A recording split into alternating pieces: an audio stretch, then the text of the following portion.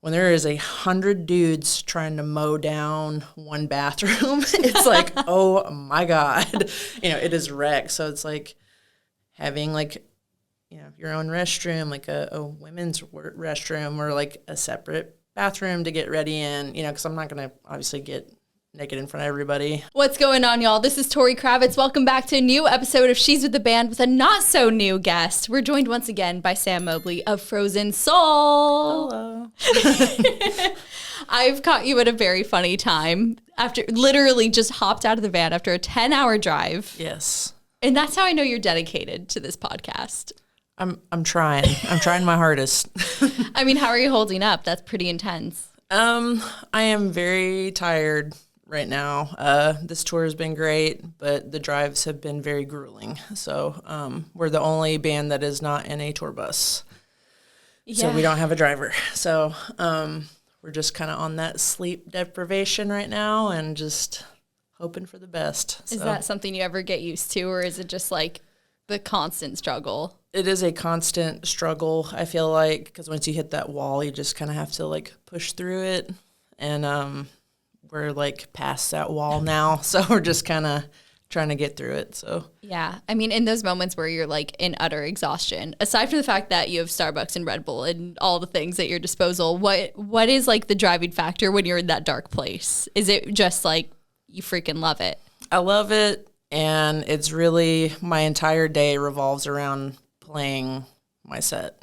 So it's like as long as I'm good and awake for my set, like we're good. So I can deal with everything else. It's got to be a damn good set. Yeah. And I want to throw that to the fans who need to show the fuck up and jam, because otherwise what's the point? Yeah, pretty much, yeah. But you're on tour with Amon Amarth right now. Freaking crazy. Yes, it is very weird. It's very wild right now. Yeah, Amon Amarth, Cannibal Corpse, Obituary, they've all been awesome. It has been a crazy arena, small stadium tour. It's bigger than anything we ever thought we'd be a part of, so it's wild to us. A hell of a lineup. Yeah, it's pretty crazy. Have you been watching every night or kind of soaking in any bits of information, knowledge, wisdom? Yeah. Amon Amarth's team is like, I think it's around like 50 people on this tour, if I'm not mistaken. That's so a really big crew for anyone who doesn't know. So they have like 2 semi-trucks just for their stage props. And then they have 2 tour buses just for their crew. And then there's tour buses for them. So it's like, it's crazy. So it's really crazy to see how they do everything and like how organized they are and how they operate. And I don't know if we'll ever get to that level, but that's something to aspire to for sure, like that kind of organization and stuff like that. So, well, we're going to speak it into existence. Yeah, that's step 1. Maybe, yeah. Yeah, I believe in you. I think you have the chops, 100%. Well, thank you. And I mean, so like obviously production for Frozen Soul is not on that scale, but I do remember seeing on Instagram like a snow machine that came out. Is that like a regular occurrence, or was that a one-off? No, that's a regular thing that we do. On this tour in particular, we haven't really been able to do it because it's like that'll make the floor slippery and like whatever, even though it doesn't. But it's a liability, I guess, so we can't do it on this tour. But it's like if Amon's got all that, the least we could do is get you a snow machine. It's like, geez, we have like little what's it called? They're called scrims, but they're little like stage banner things, and that's about as fancy as it gets right now. So yeah, and I suppose honestly, in my opinion, the star part of the production is your makeup, which I try. You know what? You're holding down the fort while the snow machine is on hiatus. How are you doing this? Like, I couldn't believe when you just rolled up to this podcast studio looking impeccable. When you were like, yeah, we just had a 10-hour drive. I'm in the van. I was just sleeping like a couple hours ago. How do you pull this off? Like, what is your trick? I have a very specific way I do this in the van because I usually have to do my makeup like on the way to the venue because of the drives. So I take my purse and I wrap it around the back of the seat and I make like an X pattern. I put a mirror right there. I just have my makeup bag and I'm just doing my makeup. As if that, you know what, that is born out of necessity. Yes. That purse mirror holder. Yeah, and it works perfect. I've been doing it for years, so. Genius. Yeah. I'm stealing that for my next road trip. Thank you. It stabilizes it, and it's just perfect if you have a little compact mirror and you can just do your makeup. But like still the wings, they're straight. Are they? Because I haven't really gotten to look at them. So they are. They're better than like any wings I've ever done. And well, you did that in a moving van. I did. That is, I mean, practice, I suppose. Yeah. I just try to stabilize and just so. I know your publicist, who I also work with, was asking about this secret. So I'm doing this for Amy, but also for myself. I just needed to know. I have a couple of tips. I started doing tape for eyeshadow. I didn't do it today, but like I just put tape and just go and then go. That's a secret because I love your winged eyeshadows. Oh, thank you. But that saves like a tremendous amount of time. I might do a tutorial one day because I get asked about my makeup a lot. So please. I mean, I know we talked about it in the last interview, which was last year, that you were like thinking about doing the YouTube channel or like an eyeshadow palette. Have there been any moves on the makeup front then? I'm getting like really cool palettes from this company called Glamlight. And I'm hoping that maybe we can work together at some point. Like if I'm like, hey, I want this, she just sends me like a giant care package. And so that's what I've been using on a lot of these past tours. So maybe we can do like a collab at some point. That would be really cool. It's like horror themed stuff and like, it's just really cool makeup. Oh, that's so good. Yeah. Well, I hope so because I would be first in line for a Frozen Soul eyeshadow collab. It would be sick if we could do that. But as far as that goes, like, I don't know, at some point maybe we can get something rolling, and then the YouTube thing just keeps going on the back burner because it's just like, when am I ever going to have time to do anything? I mean, you're busy. Yes. You're busy. I mean, this tour is like not the only thing going on too, so I totally get it. Yeah. And, you know, we were talking about kind of like Amon, how epic this tour is, how awesome it is to be amongst peers in metal. Obviously, this isn't just a makeup podcast. I want to talk about the music stuff too. One thing I saw on your Instagram that made me really excited because we're mutual fans of Cradle of Filth is that you got to meet Danny Filth recently. And that was another big milestone of like legends in metal. Yes. How was that? That was so crazy and sick. We were on our tour in Europe, and our bus was actually parked next to Cradle of Filth's bus. And they were playing that evening, and we were like, hey, can we go to the show, like, and see y'all? And so Danny Filth, like, guest listed us, and I got to go backstage and meet everybody, and it's like, I've been listening to Cradle of Filth since I was 13. So it's like, I was like, you know? Yeah. It was really cool. They were really trying to get us out on a tour with them at the end of the year, but it just wasn't going to work out this year. So hopefully in the future we can do that. That'd be a cool fit. Yeah, it'd be really sick. It would be a European tour this year, and we just can't do another one right now. But yeah, hopefully in the future we can have a little Cradle of Filth, Frozen Soul thing going on, and that'd be really cool. Their guitar player actually came out to the Asheville show 2 days ago. So his name's Donnie. He's really cool. So sick. Yeah. And I love too that, you know, obviously you're in this band and you're playing your own music and you're a part of the industry now, and yet you still have those moments of being a fan and those moments where you're like pinching yourself that you're parked next to Cradle of Filth and guest listed. Because I still have those too, and I think that's important, you know, still hold on to 100% being a fan. Yeah. I'm like, this whole tour, that's all I feel like I've been, because I see like Eric Rutan passing me, and I'm like, that's Eric Rutan. Or like Corpse Grinder, I'm like, that's Corpse Grinder. And like, you know, I had one of those moments yesterday. I was like just chilling in the green room because it was like a shared green room yesterday.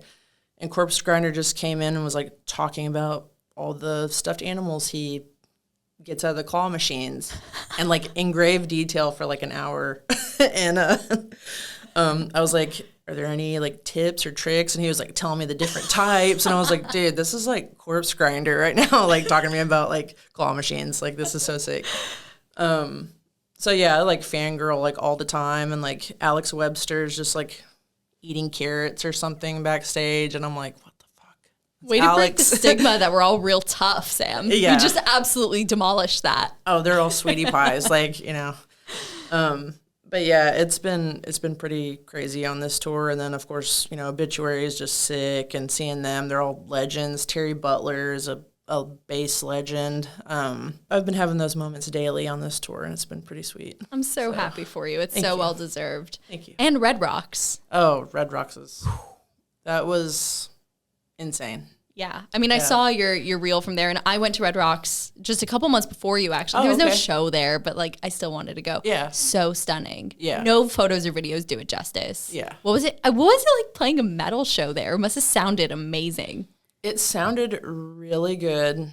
There's something, I can't remember what type of rock it is, but it just, absorbs the sound properly, and it just sounds so good. And this was actually the first metal show at Red Rocks, death metal show.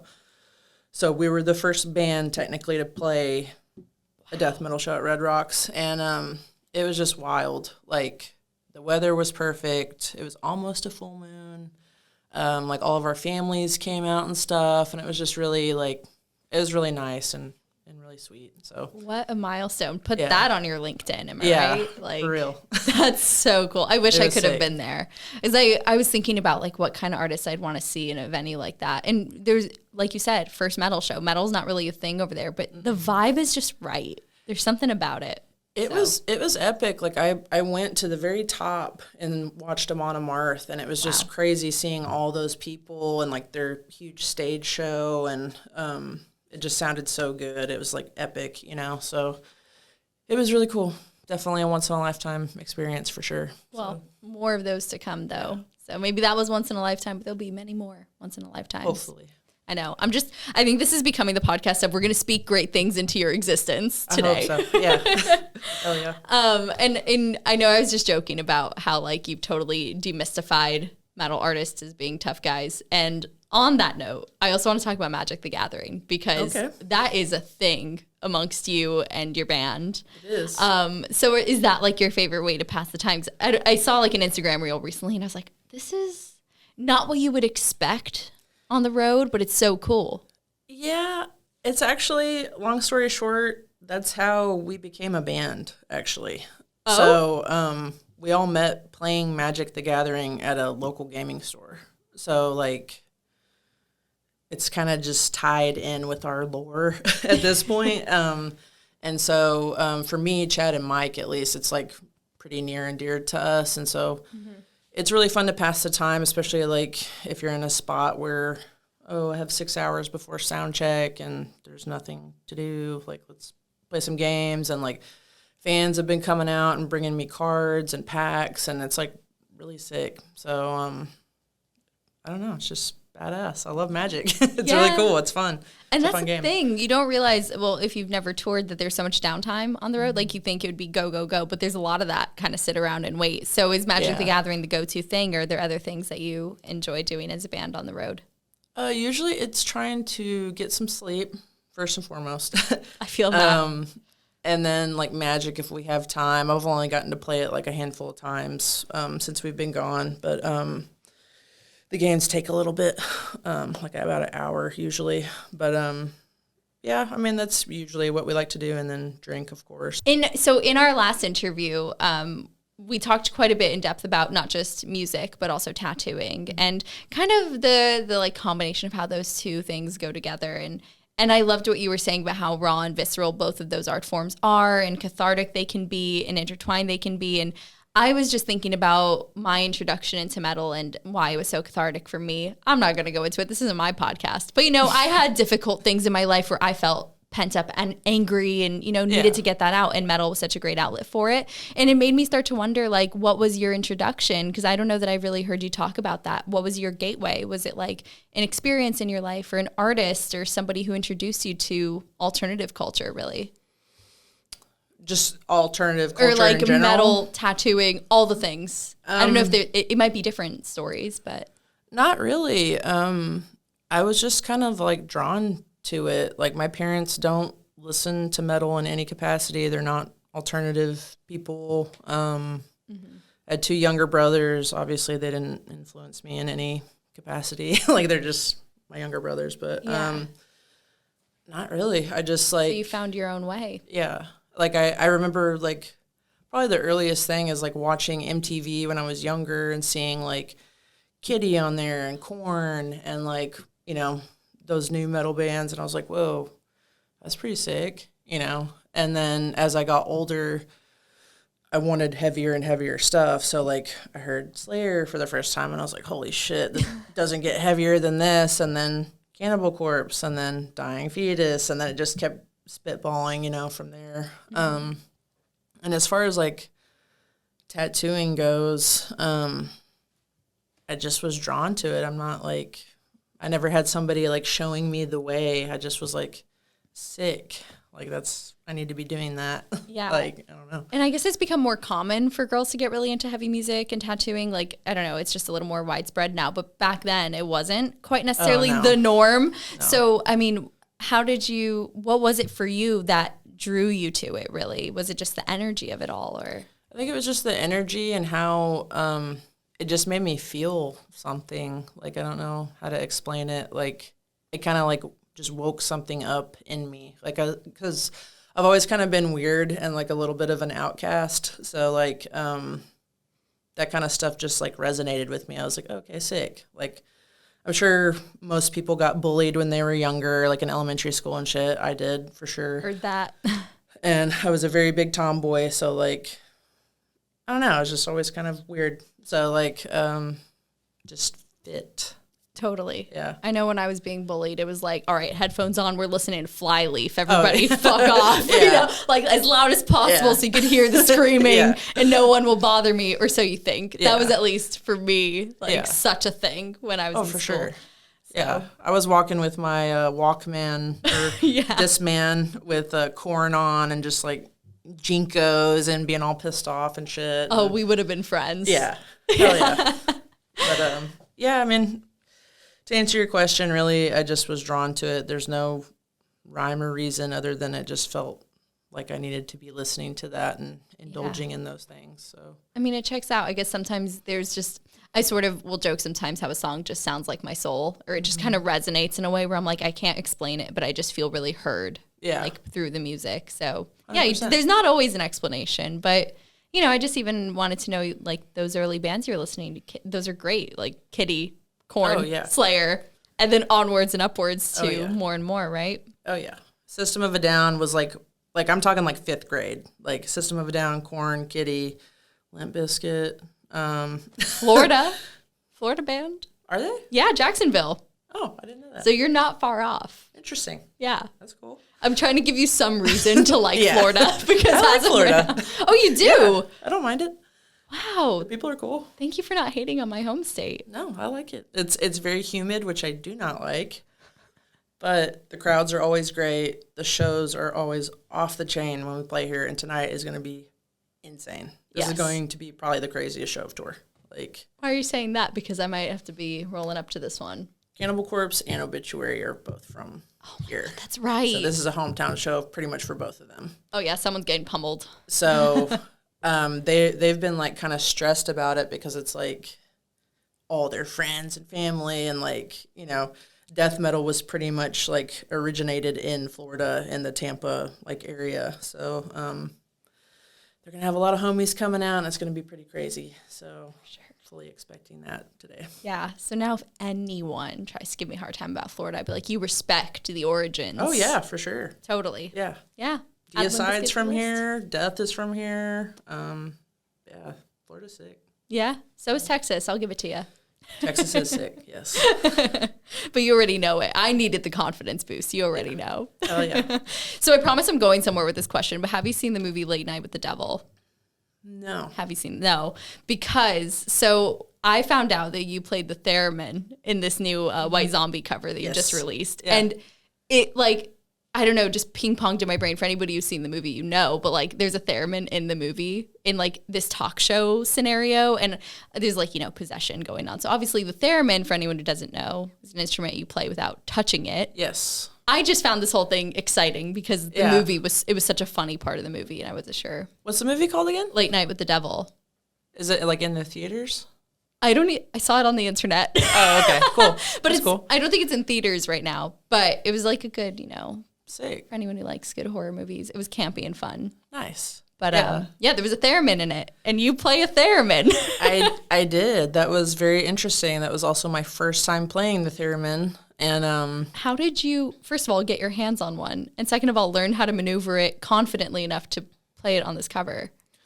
Well, we were in a studio that was we were recording the last record at the time, so it just in this particular studio had just so many instruments at your disposal, like very, very expensive, rare, weird instruments. And I was like, what is that? And it was a theremin. And it wasn't like a true theremin, like that has like the extendy part, but it was a theremin nonetheless. And they were like, yeah, like try it out. And I was like, okay. So I was just like dicking around with it. And then it had like this output for like a distortion pedal. So we were hooking up like distortion pedals, and it was like crazy. But I watched. As if it doesn't sound weird enough on its own, by the way. It's so crazy because like it's just, you just have to move your hands and like different notes or different like hand positions. And it's, I don't know, there's like masters of the theremin and stuff. But I was just like, like just, you know, trying to make noise with it. And it was really fun. It was cool. Crazy. Yeah. So are there any other instruments that we would not know or suspect that Frozen Soul have thrown into some music? Or is it just the theremin? I think it's just the theremin for the most part, yeah. Yeah, and why Creature of the Wheel? We were like trying to figure out a cover song that would be like heavy. And originally we were going to go with Soul Crusher by White Zombie. And I was like, no, we need to do Creature of the Wheel. Just listen to it and like, let's talk about it. And we played it on the PA, and they were like, oh yeah, fuck yeah, we gotta cover this. And just the breakdown is super heavy, and I think it transferred really well for us to cover it. So that's kind of just why we picked it, and we like White Zombie, and it's just sick. Of course. Yeah. I mean, who doesn't love White Zombie? Yeah. Like, leave the podcast now. No, I'm just kidding. Stay. It's fine. But, you know, work on that. But I'm so stoked. When I saw that there's a theremin, watch that movie. I think you'll get a laugh out of it, especially because, you know, you're linked to the instrument. Yeah. But anyways, Glacial Domination, it's a year, like pretty much to the day that we're recording this, a year old, right? It came out in May of last year. I actually think it came out today. Last year today. Did it actually? Do we have to fact check this? Yeah. Because, I mean, happy anniversary. Thank you. Oh, no, it's tomorrow. My bad. Ooh. Almost. You're I almost on tour. Missed it. You're allowed to miss the days. But I'm glad I gave you the heads up. Yes, thank you. Tomorrow is a year. Yeah. Congratulations that it's been a year since such a significant album for the band. Now that you've had time to sit with it, and it's like you parted with it, now it belongs to the fans, you've played the songs, you've gotten the feedback, a whole year has passed. How was your perspective on it? It's been interesting. This one really kind of took us out of our comfort zone for a lot of things. I think it showcased our writing abilities really well on this record. But I think we're going to go back to, like, really heavy-hitting death metal for the next one. So probably not any anthem songs. Probably very little collaborations on the next record. But, I mean, everything is well-received. But, like, in hindsight, it's like, probably should have done this a little bit or boosted this up more or whatever. But overall, I think we're all very happy with that record, more so than Crypt of Ice for sure. But it's been really well received. Some people didn't like the more anthemic stuff, but it's gone over really well with this tour. Like with like Amon Amarth, they have those kind of like anthemic songs. I suppose it brought about new opportunities, you know, having gone in that direction a bit, right? For sure. Like Amon Amarth literally heard Glacial Domination, and that's why they asked us to be on this tour. Wow. So we were like, cool, you know. So it helped us get different opportunities for sure, but we really want to like kind of, I think, curve back around to more death metal, like just heavy hitting death metal stuff. Yeah. And I suppose that's the curse of being an artist, is even when you turn in an album, are you ever really fully satisfied? No. You know, it's just like tattooing or painting or anything. You like can take a breather from it, but you can come back and you'll be like, I hate that, or just like, I want to throw this away. Very rarely are you like, cool, you know, just how it goes. And I suppose there's a permanence with an album in the same way as tattooing, which is something I never thought about. But it's true. Like, once an album's out, it's out. Yeah. So what's the thought process then of why you're wanting to go in the heavier direction? That's just what we're used to and comfortable with. This record in particular really pushed our boundaries and pushed us out of our comfort zone. And that wasn't like our doing per se. Okay. So like it was really other people trying to push us out of it, if that makes sense. It does. Not uncommon. Yeah, not uncommon. I mean, it was our second album, so that's expected. And so we took that as the opportunity to just showcase what we can do. This is what we can do, but we're going to probably go back to to that, you know what I mean? At one point, there was actually, I don't know if I'm going to get in trouble for this, but somebody was wanting us to do clean singing. Whoa. On Glacial, and we were like, So this is interesting. So you get this kind of feedback of what you should sound like or what you should do on an album. And so you still have the jurisdiction, though, to decide, cool, we're going to go back to our heavy roots. You're not being forced necessarily. No. Which I suppose is good. Yes.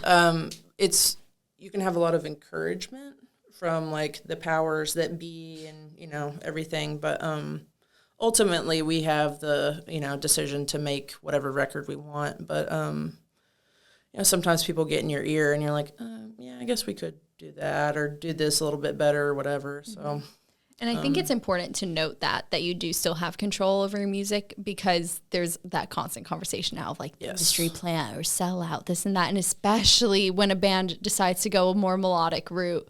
Yes. So that's not necessarily the case. No.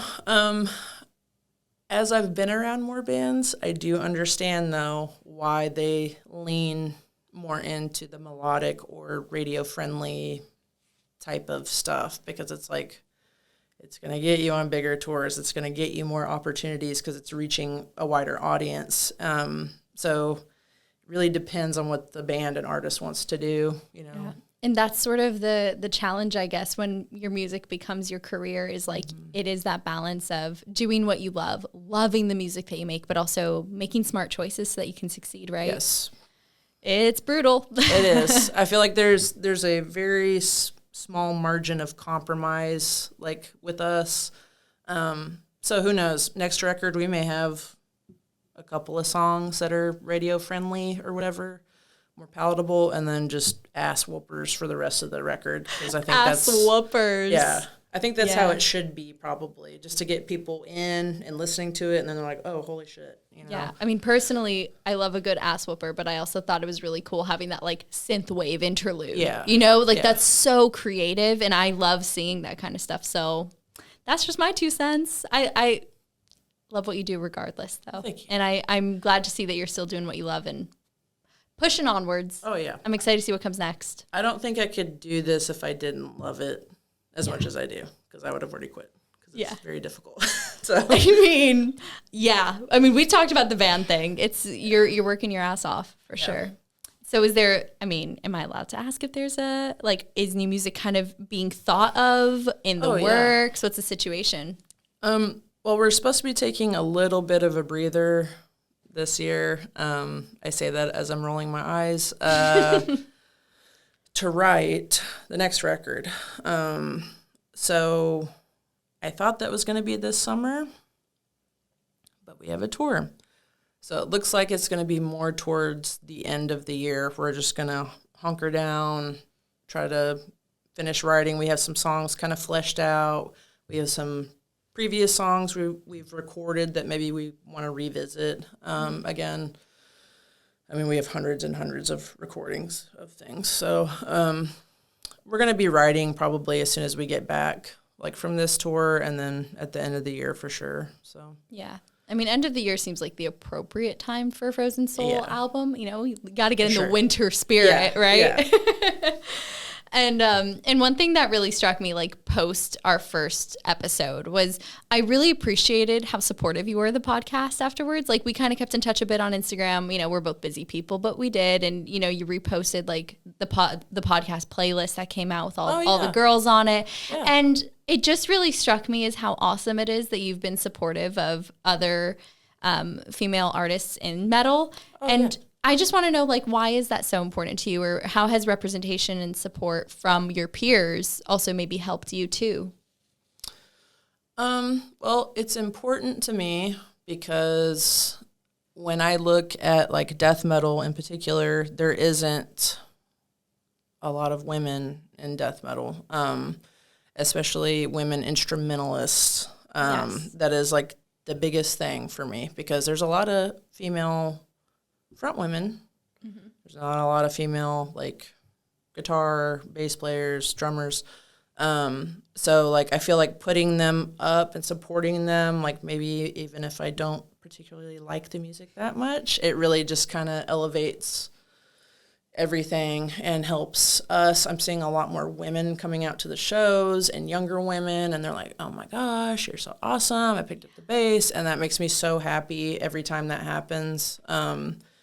So I just feel like it's really important to like try to elevate any woman in any capacity in death metal or metal in general. Did you have anyone sort of modeling that for you, or any peers that helped in your track? I mean, maybe not. I don't know. Because like you said, it's pretty rare what you're doing. No, I didn't have anybody like, or any woman that was like helping me or like a beacon of light to shed some like, you know, all wisdom. The more power to you then, because you blaze the trail. I don't know about that, but in a way, in my own way, I guess. But it would be nice to have more women just in general in metal. I actually met Robin on this tour. She is the TM and merch person for Obituary. She plays in Gruesome and Castrator. She's a bass player. And I didn't even know that until like a week ago. And I was like, what the fuck? Sick. Dude, link us up, please. Yeah. Hello, Robin. Like, shout out Robin. You rule. Come on the podcast. And she is just like, she is a road dog. She's been doing this for so long. She knows everybody. And I was just like, respect, Robin. Like, because it's got to be hard. Like, I mean, she's been doing this, I think, since like at least the 90s. So it's like, fuck yeah, dude. And that must have been a tough time to be in it, too. Yeah, I can't even imagine. So, I mean, the misogynistic stuff has kind of chilled out a little bit, but it's still there, you know. Yeah. So, no, it's getting better, but I went to a festival that will not be named over the weekend, and I even noticed still I had all access, right? And every time I was by myself, triple checked. When I was with a bunch of guys, no one even batted an eye. So, it still exists. It's better, for sure, over the last decade or two. But, like... I will literally leave. And I have a AAA pass. Right. So, like, I'll leave. The people will see me leave. I'll get my instrument and be coming in. They're like, whoa, we need to pat you down. I'm like, you literally saw me get out of the fucking van. Are you serious? And I have my instrument.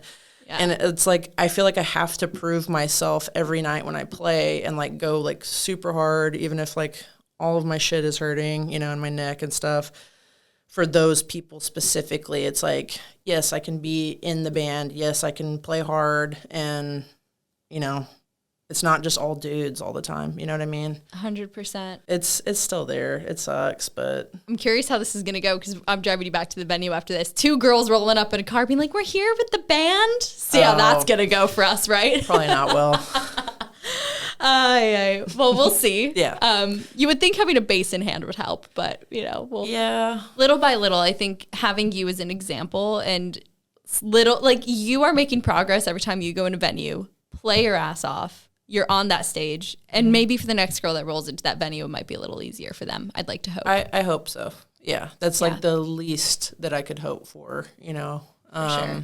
And that they like maybe accommodate a little bit, you know, women in some capacity, because like people don't understand either. Like, besides Robin, I am the only woman on this entire tour package. Crazy. of like almost 100 people. So it's like when there is 100 dudes trying to mow down one bathroom, it's like, oh my God, it is wrecked. So it's like having like, your own restroom, like a women's restroom or like a separate bathroom to get ready in, because I'm not going to obviously get naked in front of everybody. But those are the little things that make a huge difference in my life.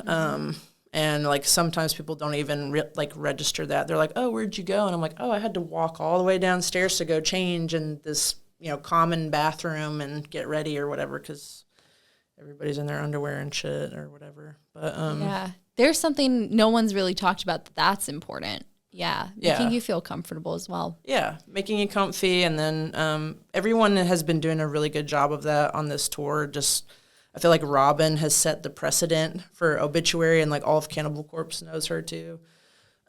She's so sick, and so like everybody has been super respectful and like just awesome. Like I love that. It's great. Yeah. And I actually thought of you because I remember the last episode we did when I asked you like a misconception about you mentioned like how people think you're mean because of like, you have a straight face a lot of the time. And I was talking to Taylor Glasgow, who she's the lighting director for Knocked Loose. Okay. And we were talking about how we both early in our careers had that intention of like, we need to have a poker face and look like nobody can fuck with us. And I feel like you are the master of that, truthfully. And I'm just wondering, like, was that something intentional for you? Was not like a defense mechanism, but as part of that proving yourself need, or is that just like the vibe? Either way, it's sick. But I'm just kind of wondering where that stems from. I think it's just the vibe. I think like my face is just naturally like that. So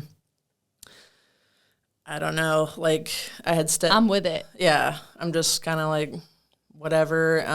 I'll be nice to the people that are nice to me, but it is kind of a defense mechanism at the same time, A lot of times men will mistake kindness for whatever. They're like, oh, she wants to fuck. And it's like, no, I don't. I don't want to bang you or date you or whatever. I'm just like smiling at you. So just looking like really mean and menacing is like pretty good.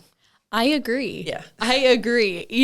Maybe my DMs would chill out if I was just an asshole to everybody. I'm going to take a note out of your book. Everybody watch out. Yeah. just one-liner responses for the most part and just look mean. That's all you got to do. Yeah. I'm going to, should I practice real quickly?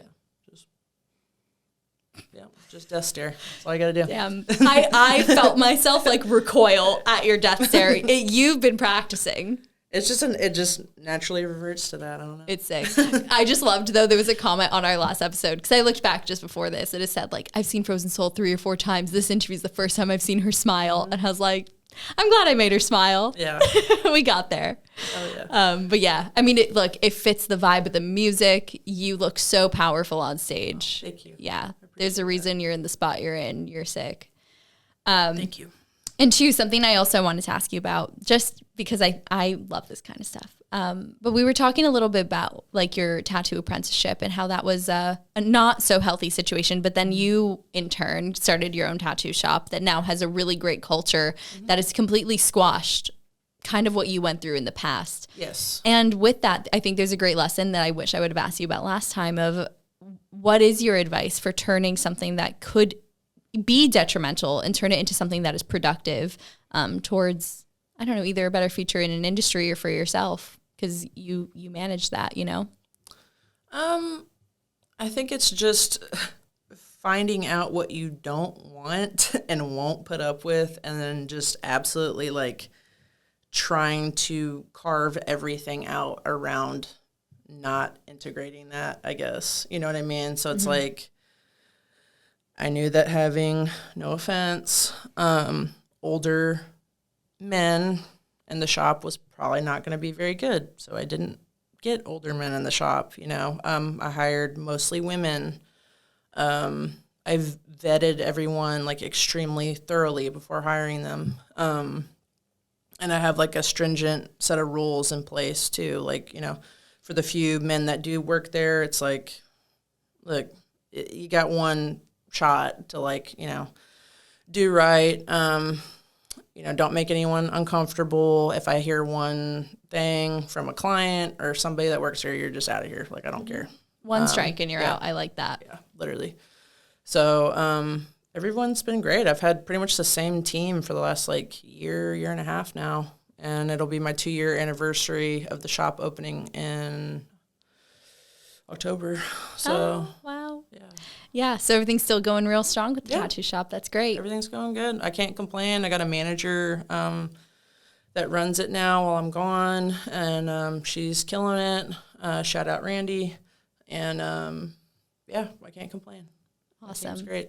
And we won Best Tattoo and Piercing Shop in DFW for the 2nd year in a row. Yes. And haven't even been open for 2 years. So. I need to get my butt over there. Yeah. Awesome. That sounds so good. But yeah, I just think it's really great that because it takes a certain type of person to not let your previous experiences completely pull you down, and so the fact that you turned it into the incredible tattoo shop that you have now and learned from all of that takes power.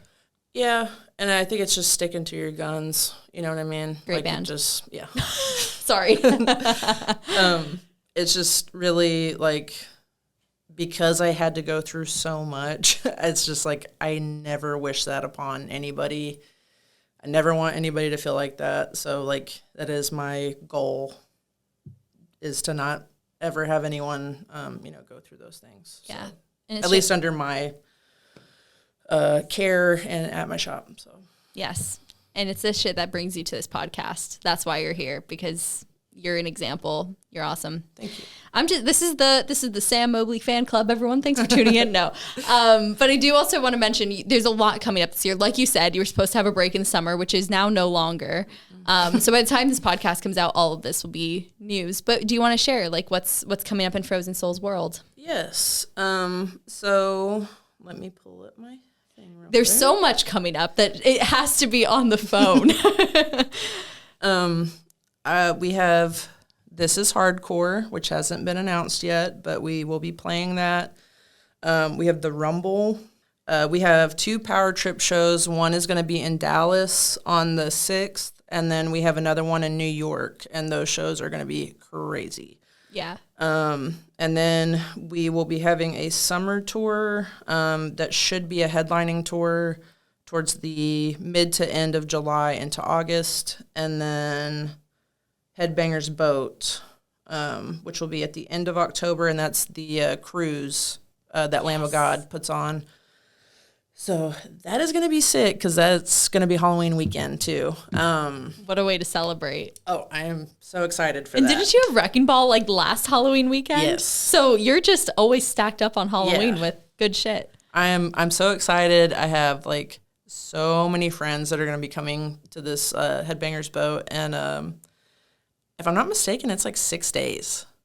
So I've got to play 3 times, not on the same day, but on different days. And then I'm just going to rage and party and dress up like a goofball and have fun. Do you have a costume yet, or something in mind? No, I think we might have a band costume that we'll probably do. Snowflakes, totally. Maybe. We were thinking elves. Because it's snow and whatever.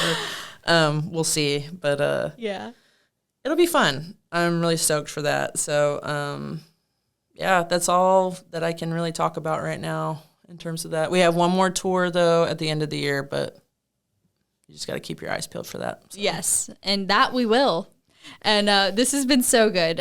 This has been a proper catch up. I feel not only did I want to catch up with you from a friend standpoint, but also to be able to have you back on the podcast was great. So it's a double whammy. Hell yeah. That was great. Yeah. But thank you so much, and have an awesome rest of the tour. Thank you. Awesome rest of your busy year. Excited for the new music and all that. But anything else you want to say? I think we've covered it. Yeah, I think we covered everything. So. See y'all at a show. Yeah, see y'all soon. Thank you so much for tuning in. We're here every other week on Knotfest. She's with the band. I appreciate you watching. Make sure that you're following us on Spotify, Apple Podcasts, wherever you're listening, or subscribed. Leave me a message. I like to hear from you. And we'll catch you next time. Bye, y'all.